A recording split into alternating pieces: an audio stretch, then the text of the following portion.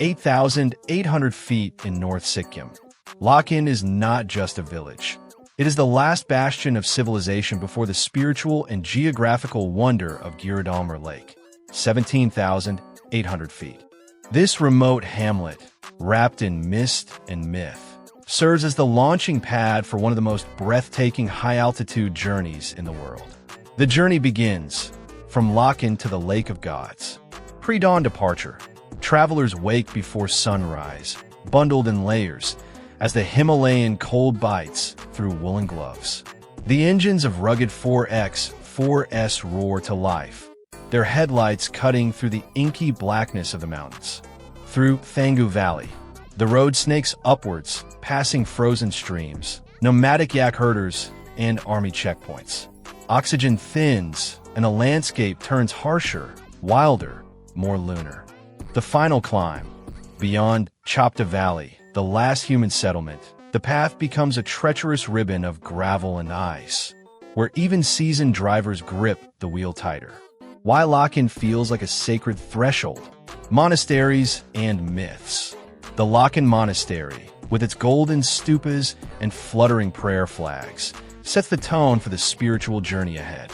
Locals whisper that Guru Padmasambhava, Guru Rinpoche, himself blessed this land. The last warmth.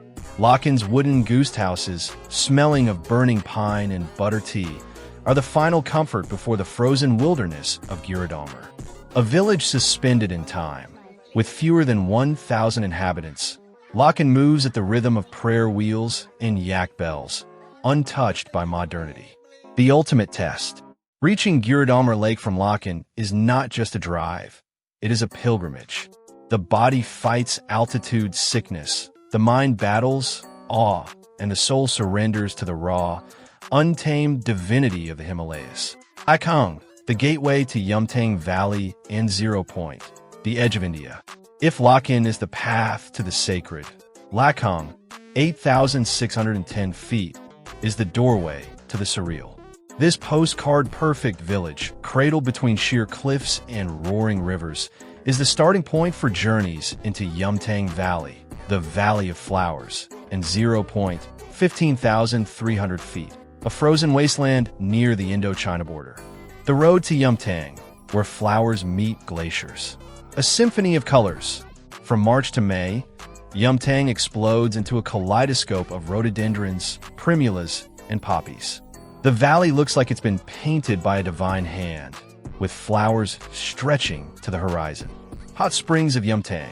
Amidst the blooms, natural sulfur springs steam in the cold, where travelers soak their feet, watching yaks graze under snow peaks. Zero Point, the last village before China. The drive to the end of the world. Beyond Yumthang, the road climbs to Zero Point, where the tree line ends and only lichen survives. The air is thin, the wind howls, and the landscape is pure white silence. A borderland of ice. In winter, the entire area becomes a frozen tundra, with ice walls forming natural barriers between India and Tibet. Army bunkers stand as silent sentinels in this no-man's land. While Lachung feels like a dream. Misty mornings. The village wakes under a silver veil of fog, where wooden houses appear like ghostly silhouettes. The Lachung rivers roar. The glacial waters crash through the valley, their turquoise currents cutting through black rocks. A place of legends. Locals speak of hidden valleys where rare snow leopards roam and ancient Buddhist treasures are buried. The call of the wild. Lachung is not just a stop. It is an invitation to adventure. Beyond it lies a world of flower-filled meadows. North Sikkim, one of the least populated regions in India. North Sikkim is not just remote, it is untamed. With fewer than 50,000 people spread across 4,000 square kilometers, this is a land where nature rules supreme and humans are mere guests. A land beyond time. No traffic, no crowds. The roads are empty, winding through primeval forests where clouds drift at eye level. Last stronghold of wilderness. This is one of the few places in India where red pandas, Himalayan black bears, and blue sheep still roam freely. Villages frozen in tradition. The Lepcha and Budia tribes live as they have for centuries, farming buckwheat, herding yaks, and weaving woolen blankets. Why North Sikkim feels like a lost world. No internet, limited electricity. Mobile signals vanish after Gungtak. Nights are lit by lamps and starlight. Permit-only access. The Indian government strictly controls entry, preserving the region's fragile beauty. A land of extremes. In a single day, you can go from flower-filled valleys to frozen wastelands. The last true frontier. North Sikkim is not for the faint-hearted. It is for those who seek solitude, raw beauty, and the thrill of stepping into the unknown. Life above 8,000 feet, where the air is thin but the spirit soars. Lachen and Lachung are not just villages. They are high-altitude kingdoms where every breath is a struggle and every sunset feels like a blessing. Surviving the thin air. The body's rebellion. Headaches, dizziness, and nausea are common. Locals choose sulfa, Himalayan herb, to cope.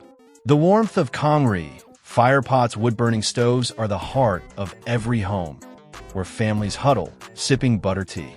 Why living here feels like defying gravity. The sky is closer, clouds drift at eye level, and stars blaze brighter than anywhere else. The people are tougher. Children walk hours to school in freezing temperatures. Elders smile with wind-chapped faces, their eyes holding centuries of wisdom. The ultimate truth. Life above 8,000 feet is hard, beautiful, and humbling. Those who call these heights home are the true guardians of the Himalayas.